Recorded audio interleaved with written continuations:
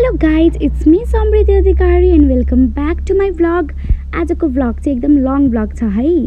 आज चाहिँ हामी बीबीएस 3rd इयरमा रहेको स्टुडेन्टहरू चाहिँ फिल्ड भिजिटको लागि जाँदैछौँ। जानुभन्दा अगाडि कलेज पुगेर सबैजनाले खाजा खायौँ। खाजा खाएपछि ब्यानरहरू सबै रेडी भइसकेको थियो। स्टुडेन्टहरू आउँदै थिए। आइपुगिसकेकाहरू चाहिँ फोटो खिच्नमा व्यस्त थियौँ। फोटो खिचिसकेपछि चाहिँ हामी सबैजना लाग्यौँ कन्यामदेखि माथि फिक्कलसम्मको यात्रामा। अनि हामीले चाहिँ गीत गाउँदै रमाइलो गर्दै क्लासको सबैजना साथीहरूबाट चाहिँ एकदम रमाइलो गऱ्यौँ।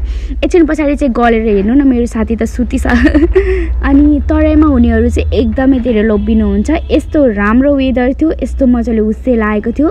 कन्याम पुगेपछिको त्यो चिसो हावाले हामीलाई त तल झर्नै नपर्ने जस्तो बनायो। अनि यहाँनिर हामीले धेरै बेर नअल्मलिकन हामी गयौँ सिद्धिविनायक टी फ्याक्ट्री जुन चाहिँ रहेको छ फिक्कलमा।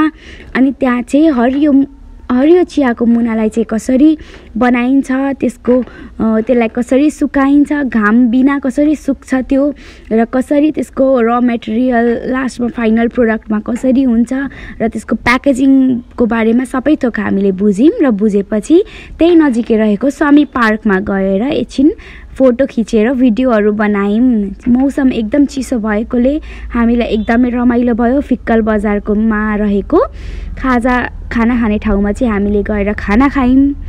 अनि त्यहाँबाट चाहिँ सिधै हामी कन्यामतिर झऱ्यौँ र इस्कुस मोमो ट्राई गर्न त बिर्सिनै भएन। अनि हर्कटेमा गएर इस्कुसहरू नकिन्ने त कुनै थियो होला र। अनि त्यहाँबाट सिधै हामी शान्तिनगरमा रहेको सेकेन्ड लङ्गेस्ट झुलुङ्गे पुलमा चाहिँ गएर फोटोहरू खिच्यौँ। एकदमै हावा चलेको भएर चाहिँ झुलुङ्गे पुल चाहिँ पुरा हल्लाइरहेको थियो।